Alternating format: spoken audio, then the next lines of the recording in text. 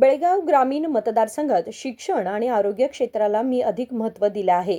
विद्यार्थ्यांनी चांगल्या शिक्षणासोबत सामाजिक बांधिलकी देखील विकसित करावी, असे महिला व बालविकास खात्याच्या मंत्री लक्ष्मी हेब्बाळकर यांनी सांगितले. त्या 2024-25 शैक्षणिक वर्षात SSLC व PUC परीक्षांमध्ये 80% अधिक गुण मिळवलेल्या बेळगाव ग्रामीण मतदारसंघातील 600हून अधिक विद्यार्थ्यांचा सत्कार करताना बोलत होत्या. शिक्षणासाठी गरिबी कधीच अडथळा ठरू शकत नाही. प्रत्येकाने शिक्षणाला प्राधान्य द्यायला हवं, असं आवाहनही त्यांनी यावेळी केलं. ಒಬ್ಬ ತಾಯಿಯಾಗಿ ಮಾತಾಡಲೋ ಅಥವಾ ಕರ್ನಾಟಕ ರಾಜ್ಯದ ಒಬ್ಬ ಮಂತ್ರಿಯಾಗಿ ಮಾತಾಡಲೋ, ಜೋರಾಗಿ ಹೇಳಬೇಕು. ನೀವು ಹೆಂಗೆ ಹೇಳ್ತಾರೆ हंगे ಕೇಳಿ. ताई सांगा मला, एक आई होऊन बोलायचं, भाषण करायचं, या एक राज्याचं मंत्री होऊन भाषण करायचं. आई पाहिजे. ठीक आहे, ನಾನು ಎರಡೂ ಜವಾಬ್ದಾರಿಯನ್ನು ನಿಭಾಯಿಸಿ ನನ್ನ ಮಕ್ಕಳ ಮುಂದಿನ ಉಜ್ವಲ ಭವಿಷ್ಯಕ್ಕೆ ಒಂದು ಒಳ್ಳೆ ಸಂದೇಶವನ್ನು ಕೊಡಬೇಕು ಅಂತ ಬಹಳ ದಿವಸದ ಮೇಲೆ ಈ ಕಾರ್ಯಕ್ರಮ ಮಾಡಬೇಕು ಅಂತ ಹೇಳಿ ರಿಸಲ್ಟ್ ಆದಮೇಲಿಂದ ಎಷ್ಟೋ ದಿನ ನನ್ನ ಡೇಟನ್ನು ಹೊಂದಿಸ್ಕೊಂಡು ಇವತ್ತು ಮುಹೂರ್ತ ಕೂಡಿ ಬಂದಿದೆ. ಸಂಡೇ ಇತ್ತು, ಎಲ್ಲ ಬೇರೆ ಕಾರ್ಯಕ್ರಮವನ್ನು ರದ್ದುಪಡಿಸಿ ಇವತ್ತು ಈ ಕಾರ್ಯಕ್ರಮ ಮಾಡೇ ಬಿಡೋಂತಮ್ಮ ಅಂತ ಹೇಳಿ ನನ್ನ ಕಾರ್ಯಕ್ರಮ ಇವತ್ತು ಮಾಡಿದ್ದೀನಿ. ಮೊದಲನೇದಾಗಿ ನನ್ನೆಲ್ಲ ಮಕ್ಕಳಿಗೆ, ನನ್ನೆಲ್ಲ ಪಾಲಕರಿಗೆ ತಮ್ಮ ಈ ಒಂದು ಸಾಧನೆಗೋಸ್ಕರ ಅಭಿನಂದನೆಯನ್ನು ಸಲ್ಲಿಸಲಿಕ್ಕೆ ನಾನು ಬಯಸ್ತೇನೆ. ಈ ಒಂದು ಬೆಳಗಾವಿ ಗ್ರಾಮೀಣ ವಿದ್ಯಾರ್ಥಿಗಳ ಪ್ರತಿಭಾ ಪುರಸ್ಕಾರದ ಈ ಒಂದು ಕಾರ್ಯಕ್ರಮದಲ್ಲಿ ಉಪಸ್ಥಿತರಿರುವಂಥ ವಿಧಾನ ಪರಿಷತ್ನ ಸದಸ್ಯರು, ಸಹೋದರರಾದಂಥ ಚನ್ನರಾಜ್ ಹಟ್ಟಿಹೊಳಿ ಅವರೇ, ಕ್ಷೇತ್ರದ ಶಿಕ್ಷಣ ಅಧಿಕಾರಿಗಳಾದಂಥ ನಮ್ಮ ಜಿಲ್ಲಾ ಶಿಕ್ಷಣಾಧಿಕಾರಿಗಳಾದಂಥ ಲೀಲಾವತಿ ಅವರೇ, ಭಾಳ ಆತ್ಮೀಯ ಸಹೋದರಿ, ಮೊದಲು ನಮ್ಮ ಗ್ರಾಮೀಣ ಶಿಕ್ಷಣ ಕ್ಷೇತ್ರ ಅಧಿಕಾರಿಗಳಾಗಿ ನನ್ನ ಜೊತೆ ಕೆಲಸ ಮಾಡಿದರು. ಈಗ ನಾನು MLA ಇದ್ದಾಗ ನನ್ನ ಕ್ಷೇತ್ರಕ್ಕಿದ್ರು. ನಾನೀಗ ಮಂತ್ರಿ ಆದಮೇಲೆ ಅವ್ರಿಗೂ ಕೂಡ ಅಪ್ಗ್ರೇಡೇಷನ್, ಅವ್ರಿಗೂ ಕೂಡ ಪ್ರಮೋಷನ್ ಸಿಕ್ಕಿದೆ. ಅದೇ ರೀತಿ ನಮ್ಮ BEOಗಳು ಭಾಳ ಚೆನ್ನಾಗಿ ನನ್ನ ಜೊತೆ ಕೆಲಸ ಮಾಡಿದರು. ದಾಸಪ್ಪನವರವರೇ, ನಮ್ಮ ಸಿರ್ಷಾಡ್ ಅವ್ರ ಸಹೋದರ, ಅವರು ಕೂಡ ಈ ಒಂದು ಕಾರ್ಯಕ್ರಮಕ್ಕೆ ಬಂದಿದ್ದಾರೆ. ಅವ್ರ ಬಗ್ಗೆನೂ ಕೂಡ ತುಂಬ ಕೇಳಿದ್ದೀನಿ ನಾನು. ಅದೇ ರೀತಿ ನಮ್ಮ ಶಂಕರಗೌಡನ್ನ ಬಂದಿದ್ದಾರೆ. ನಮಗೆ ಯಾವಾಗಿದ್ರೂ ನಮ್ಮ ರಾಜಕೀಯದಲ್ಲಿ ಒಬ್ಬರು ಗುರು ಇದ್ದಾರೆ. ನಿಮಗೆ ಹೇಗೆ ಟೀಚರ್ ಇದ್ದಾರಲ್ಲ, ಹಾಗೆ ನಮಗೆ ರಾಜಕೀಯದಲ್ಲಿ ಒಬ್ಬರು ಗುರು ಇದ್ದಾರೆ, ಯುವರಾಜನ ಕದಂ ಅಂತ. ಅವರು ಕೂಡ ಈ ಕಾರ್ಯಕ್ರಮದಲ್ಲಿದ್ದಾರೆ. ನಾಗೇಶಣ್ಣ ದೇಸಾಯಿ ಅವರೇ, ನಮ್ಮ CPI ಅವರು ಇದ್ದಾರೆ, ಔಟಿ ಅವರು, ಸುರೇಶ್ ಇಟ್ಗಿ ಅವರು, ಮನೋಹರ್ ಬೆಳಗಾಂಕರ್, ಬಾಳುವನ್ನ ದೇಸೂರ್ಕರ್ ಅವರು, ಗೌಸ್ ಜಾಲಿಕೋಪ್, ರಮೇಶ್ ಪಾಟೀಲ್ ಅವರು ಬಂದಿದ್ದಾರೆ, ಮಹೇಶ್ ಕೋಲ್ಕರ್ ಅವರು, ಶಿವಾಜಿಯನ್ನ ಬೋಕಡೆ, ಪ್ರಕಾಶ್ ಗೌಡ್ರು, ರವೀಂದ್ರ ಮೇಳೆದು, ಮನ್ಸೂರ್ ಅಲಿ ಅತ್ತಾರ್, ಸುರೇಶ್ ಗೌಡ್ರು, ಗಾಯತ್ರಿ ಪಾಟೀಲ್, MY ಪಾಟೀಲ್, ಬಹಳಷ್ಟು ಜನ ಇದ್ದಾರೆ. ಎಲ್ಲದಕ್ಕಿಂತ ಜಾಸ್ತಿ ನನ್ನ ಆತ್ಮೀಯ ಮಕ್ಕಳು, ನನ್ನ ಆತ್ಮೀಯ ಮಾಧ್ಯಮದ ಎಲ್ಲ ನನ್ನ ಸಹೋದರರು ಬಂದಿದ್ದಾರೆ. ನಾನು ಕೂಡ ಇವತ್ತು ನಿಮಗೆ ಒಂಥರ ಟೀಚರ್ ಆಗಿನೇ ಕಾಣಿಸ್ತಾ ಇದ್ದೀನಿ ಅಂತ ಅನಿಸುತ್ತೆ. ಶ್ರೀಕಾಂತನ ಬಹುಶಃ ಇವತ್ತು ನನ್ನ ಮಂತ್ರಿಕ್ಕಿಂತ ಜಾಸ್ತಿ ಟೀಚರ್ ಥರನೇ ಕಾಣಿಸ್ತಾ ಇದ್ದೀನಿ ಅನಿಸುತ್ತೆ. ನನ್ನೆಲ್ಲ ಪಾಲಕರಿದ್ದಾರೆ, SDMCಯ ಎಲ್ಲ ಅಧ್ಯಕ್ಷರು, ಉಪಾಧ್ಯಕ್ಷರು ಎಲ್ಲರೂ ಇದ್ದೀರಿ. ನಾನು ಬಹಳ ಹತ್ತಿರದಿಂದ ಬೆಳಗಾವಿ ಗ್ರಾಮೀಣ ಕ್ಷೇತ್ರದಲ್ಲಿ 2018ರ ಚುನಾವಣೆಯ ನಂತರ ಅಭಿವೃದ್ಧಿಯೇ ಮೂಲ ಮಂತ್ರ ಅಂತ ಹೇಳಿ, ಮಕ್ಕಳೇ, ಏನು ರಾಜಕಾರಣಕ್ಕೆ ಬಂದಾದಮೇಲೆ ಒಂದು ಜವಾಬ್ದಾರಿಯನ್ನು ನಾನು ತಗೊಂಡೆ. ನಾನು ಯಾಕೆ ರಾಜಕಾರಣಕ್ಕೆ ಬಂದೆ?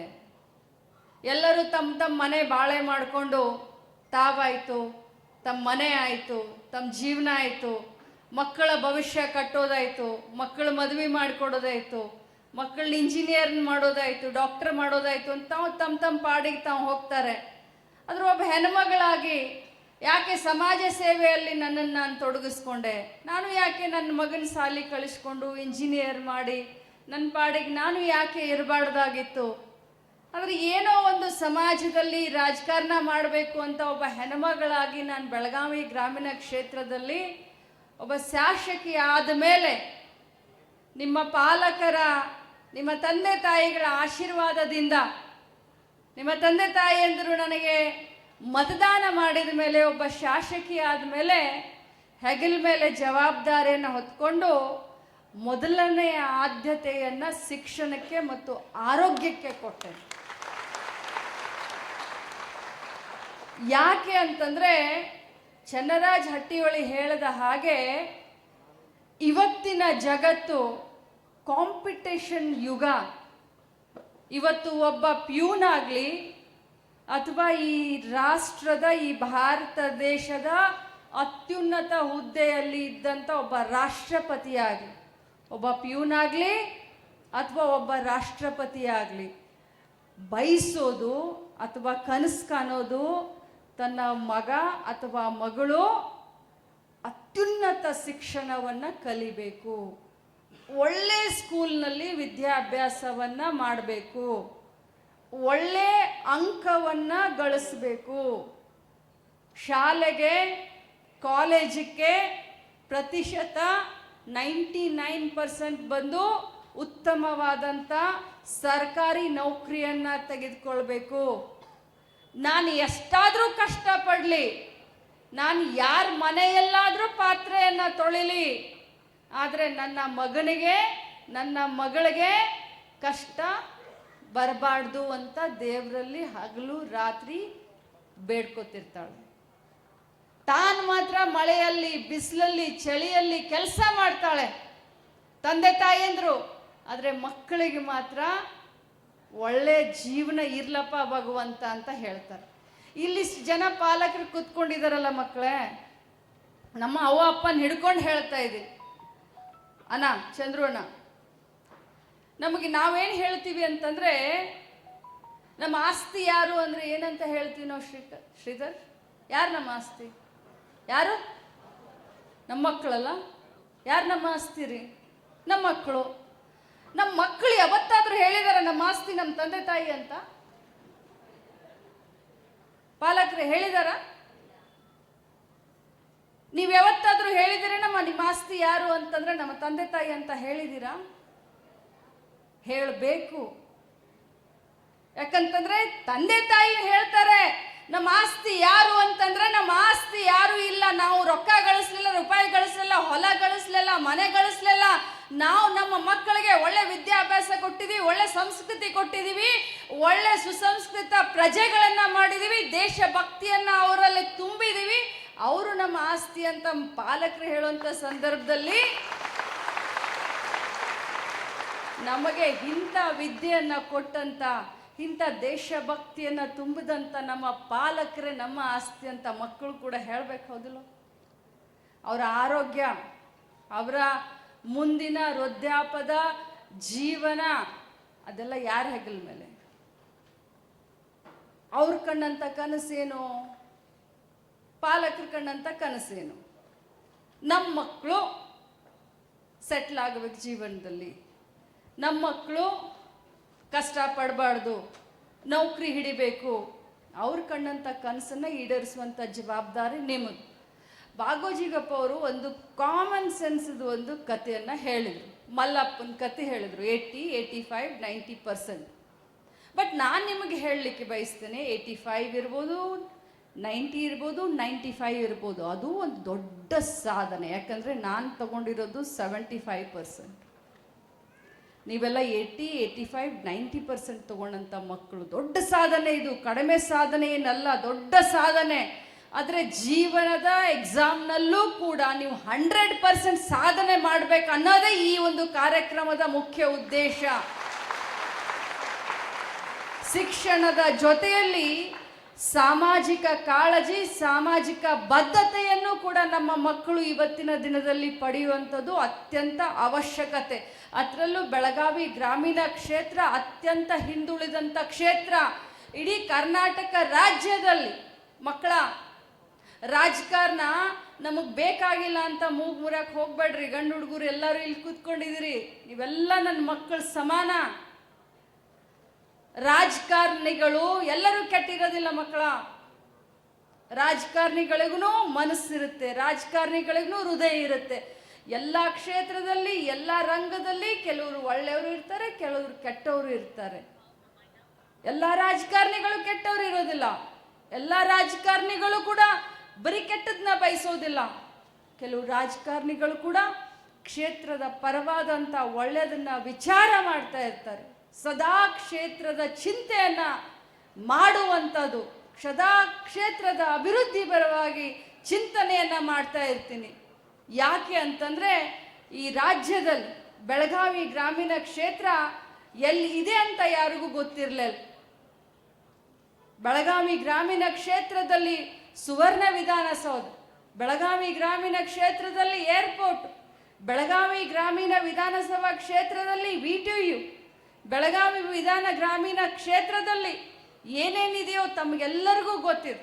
ಆದರೆ ಕರ್ನಾಟಕ ರಾಜ್ಯದಲ್ಲಿ ಬೆಳಗಾವಿ ಗ್ರಾಮೀಣ ವಿಧಾನ ಕ್ಷೇತ್ರ ಅಂತಂದರೆ ಅತ್ಯಂತ ಹಿಂದುಳಿದ ಕ್ಷೇತ್ರ. ಆದರೆ ಇವತ್ತು ನಿಮ್ಮೆಲ್ಲರ ಒಂದು ಹಾರೈಕೆ, ಆಶೀರ್ವಾದದಿಂದ ಬೆಳಗಾವಿ ಗ್ರಾಮೀಣ ಕ್ಷೇತ್ರ ಪ್ರಗತಿಯಲ್ಲಿ ಮುಂದೆ ಸಾಗ್ತಾ ಇದೆ.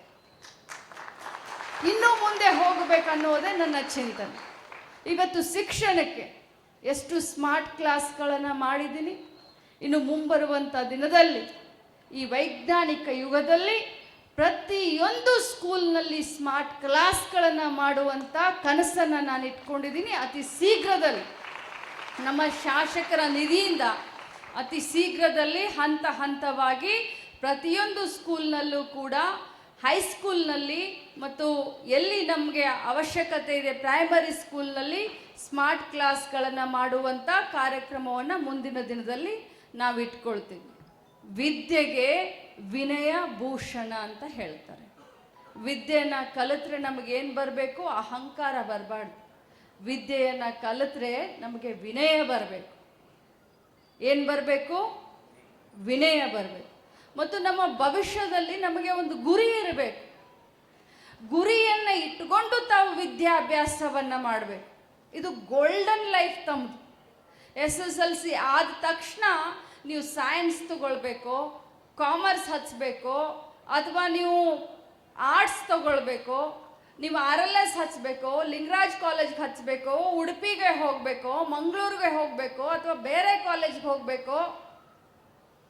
ಯಾವ ಒಂದು ಇಂಟ್ರೆಸ್ಟ್ ತಮಗಿದೆ, ಯಾವ ಕ್ಷೇತ್ರದಲ್ಲಿ ತಾವು ತಮ್ಮ ಭವಿಷ್ಯವನ್ನು ಕಟ್ಕೊಳ್ಬೇಕು, ಅದನ್ನು ಚಿಂತನೆಯನ್ನು ಮಾಡಿ ಪಾಲಕರೊಂದಿಗೆ ವಿಮರ್ಶೆಯನ್ನು ಮಾಡಿ ತಾವು ಡಿಸಿಷನ್ನ ತಗೊಳ್ಬೇಕಾಗತ್ತೆ. ತಮ್ಮ ಗೆಳೆಯ ಯಾವುದೋ ಒಂದು ಕಾಲೇಜ್ಗೆ ಹಚ್ಚಿದ ಅಂತ ಹೇಳಿ ಅವನ ಹಿಂದೆ ಹೋಗಿ ತಾವು ತಗೊಳ್ಳೋದಲ್ಲ ಕಾಲೇಜ್ನಲ್ಲಿ ಅಡ್ಮಿಷನ್ನು. ತಮ್ಮ ಗೆಳತಿ ಯಾವುದೋ ಒಂದು ಕಾಲೇಜ್ಗೆ ಹೋಗ್ತಾಳೆ ಅಂತ ಹೇಳಿ ಅಲ್ಲಿ ಅಡ್ಮಿಷನ್ ತಗೊಳ್ಳೋದಲ್ಲ.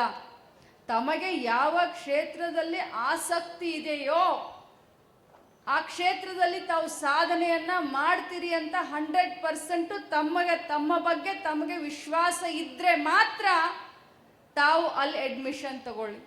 ಇಲ್ಲ ಅಂತಂದರೆ ತಮ್ಮ ಸಮಯ ಮತ್ತು ತಮ್ಮ ಪಾಲಕರ ದುಡ್ಡು ವೇಸ್ಟ್ ಆಗುತ್ತೆ. ಯಾಕಂತಂದರೆ ಜೀವನದಲ್ಲಿ ಅವಕಾಶಗಳು ಸಿಕ್ಕೋದು ಬಹಳಷ್ಟು ವಿರಳ.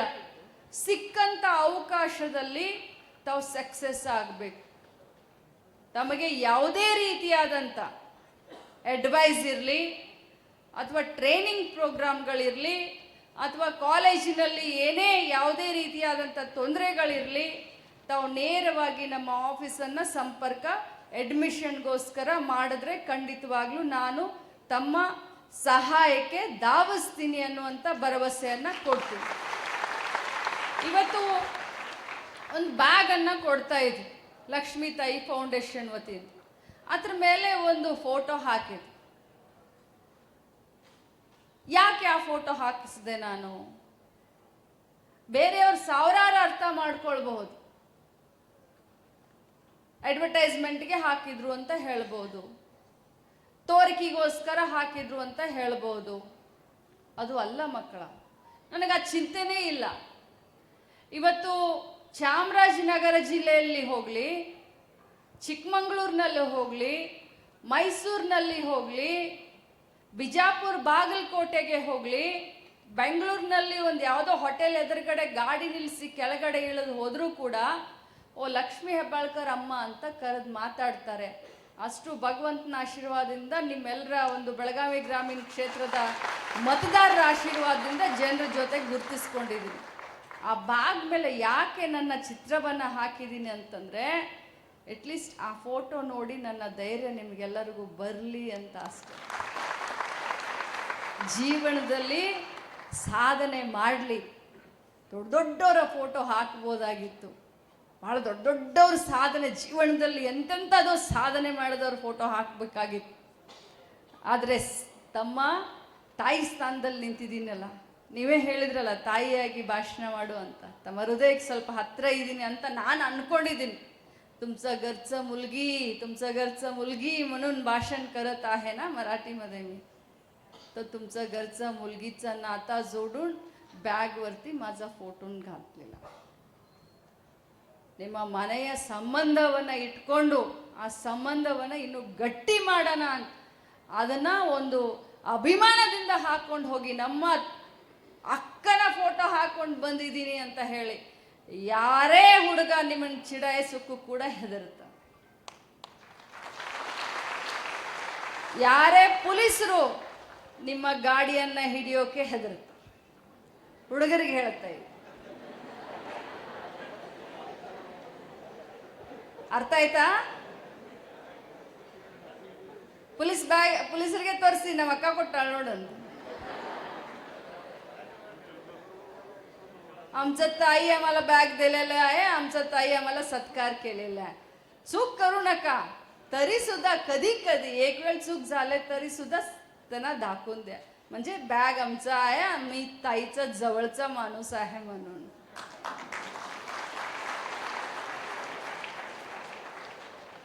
ಬಂಧುಗಳೇ, ಭಾಳ ಶಿಸ್ತಿನಿಂದ ಜೀವನದಲ್ಲಿ ನಾವು ಮುಂದೆ ಸಾಗಬೇಕು.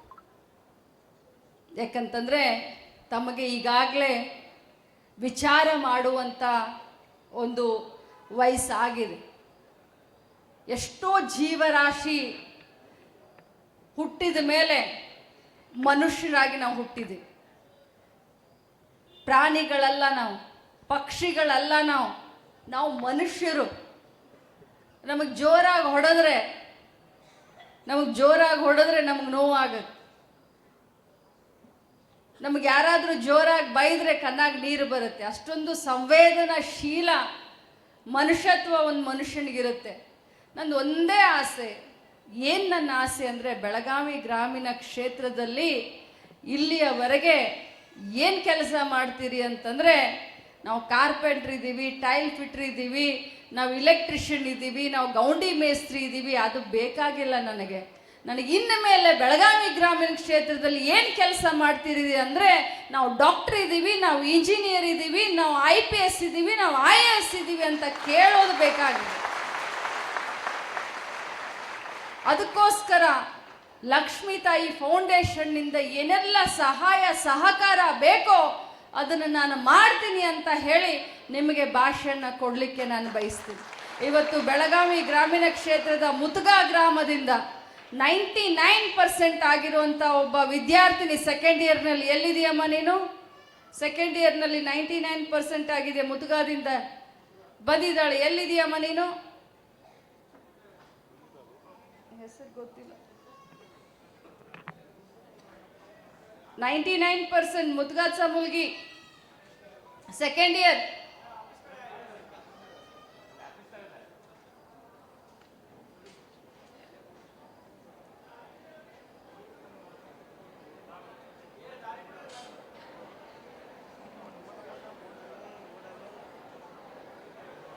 विचार करा, 99% सेकंड इयर मध्ये.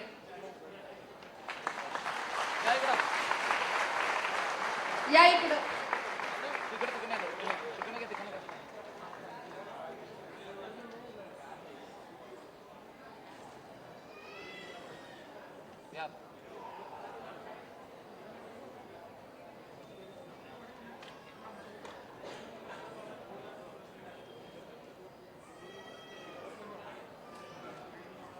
तुम्ही पण या, पेरेंट्स पण या.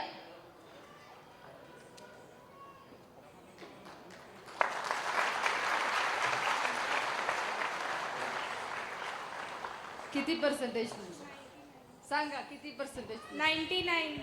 तुमचं नाव सांगा. सृष्टी नारायण आपटेकर. काय म्हणजे काय शिकलेलं, कोणचं कॉलेज तुमचं?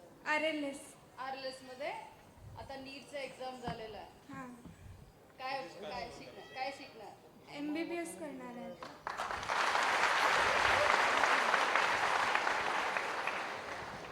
ನೋಡಿದ್ರಾ, ನಾ ಎಲ್ಲ ತಂದೆ ತಾಯಿಗಳಿಗೆ ಹೇಳ್ತೀನಿ, ಶಿಕ್ಷಣಕ್ಕೆ ಯಾವುದೂ ಅಡ್ಡಿ ಆಗೋದಿಲ್ಲ. ಶ್ರೀಮಂತಿಕೆ ಬಡತನ ಯಾವುದೂ ಅಡ್ಡಿ ಆಗೋದಿಲ್ಲ. ಈ ಮಗಳಿಗೆ ಇವತ್ತು ನಾನು ಮುಂದೆ ನಿಂತು MBBS ಕಲಿಸ್ತೀನಿ. ಅದಕ್ಕೋಸ್ಕರ ನಿಮ್ಮೆಲ್ಲರ ಎದುರುಗಡೆ ನಾನು ಕಂಡು ನಾನು ಹಿಂಬಾಗಿಲಿನಿಂದ ಕೂತ್ಕೊಂಡು ಏನಾದರೂ ನಾನು ಅಲ್ಲಿ ಹೇಳಿದ್ರೆ ಏನಾದರೂ ನಾನು ಮರೆತು ಬಿಡ್ಬೋದಾಗಿತ್ತು. ನಿಮ್ಮೆಲ್ಲರ ಎದುರುಗಡೆ ಯಾಕೆ ಕಮಿಟ್ ಆದೆ ಅಂತಂದರೆ, ಈ ಮಗಳನ್ನ ಕಲಿಸ್ಬೇಕು ಅಂತ ನಿಮ್ಮೆಲ್ಲರ ಎದುರುಗಡೆ ನಾನು ಕಮಿಟ್ ಆಗಿದ್ದೀನಿ. ಈ ಮಗಳು ಇವತ್ತು ನಿಮ್ಮೆಲ್ರಿಗೂ ಸ್ಫೂರ್ತಿ ಆಗಲಿ ಅಂತ ಇವತ್ತು ನಾನು ಇಲ್ಲಿ ಕರೆದಿದ್ದೀನಿ. 99% ಅವಳು ಕಲ್ತಿದ್ದಾಳೆ ಅಂತಂದರೆ ಅದು ನಿಮ್ಮಿಂದನೂ ಸಾಧ್ಯ, ಖಂಡಿತವಾಗ್ಲೂ ನಿಮ್ಮಿಂದನೂ ಸಾಧ್ಯ. ಮಕ್ಕಳ, ನೀವು ಕಲಿತೀರಲ್ಲ, SSLC 90% ಎಷ್ಟು ಜನ 95% ಎಷ್ಟು ಜನರದಾಗಿದೆ? ಕೈ ಮಾಡಿ. 95% SSLC ಹುಡುಗರು. 90% ಎಷ್ಟು ಜನರದಾಗಿದೆ? 90%. ಓಕೆ, 85%. Very good. 85 ಆದವರು 90 ಮಾಡಿ, 90 ಆದವರು 95 ಮಾಡಿ, 95 ಆದವರು 99 ಮಾಡಲಿಕ್ಕೆ ಪ್ರಯತ್ನ ಮಾಡಿ. ತಮ್ಮೆಲ್ಲರ ಭವಿಷ್ಯ ಉಜ್ವಲ ಆಗಲಿ ಅಂತ ಹೇಳಿ ಕೇಳಿಕೊಂಡು ತಮ್ಮ ಪಾಲಕರು ಕೂಡ ನಾನು ಅಭಿನಂದನೆ ಸಲ್ಲಿಸ್ತೀನಿ. ತಮ್ಮ ಮಕ್ಕಳ ಭವಿಷ್ಯವನ್ನು ಬರೀ ತಾವಷ್ಟೇ ಅಲ್ಲ, ನಾನು ನೀವು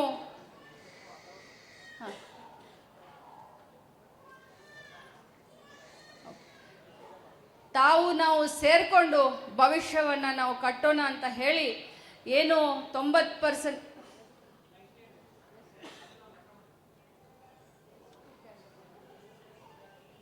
90%ಕಿನ್ನ ಜಾಸ್ತಿ ಆದಂಥವ್ರಿಗೆ ಲಕ್ಷ್ಮೀ ತಾಯಿ ಫೌಂಡೇಶನ್ನಿಂದ ನಾವು ಈ ವರ್ಷದಿಂದ ಕ್ಯಾಶ್ ಪ್ರೈಸ್ ಕೂಡ ಅನೌನ್ಸ್ ಮಾಡ್ತಾ ಇದ್ದೀವಿ.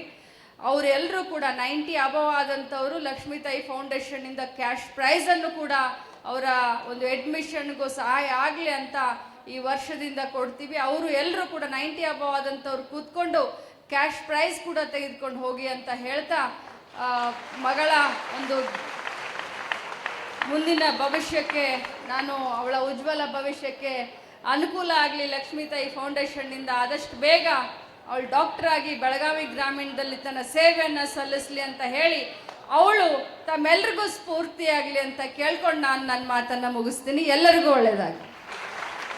या कार्यक्रमात शालेय शिक्षण विभागाच्या उपसंचालिका लीलावती हिरेमठ, पदवीपूर्व शिक्षण विभागाचे उपसंचालक कांबळे, युवराज कदम, शंकरगौड पाटील, नागेश देसाई, क्षेत्र शिक्षणाधिकारी दासपण्णवर, CPI, औटी, सुरेश इटगी आणि अनेक मान्यवर उपस्थित होते. विनोद कोलकार, KMM मराठी, बेळगाव.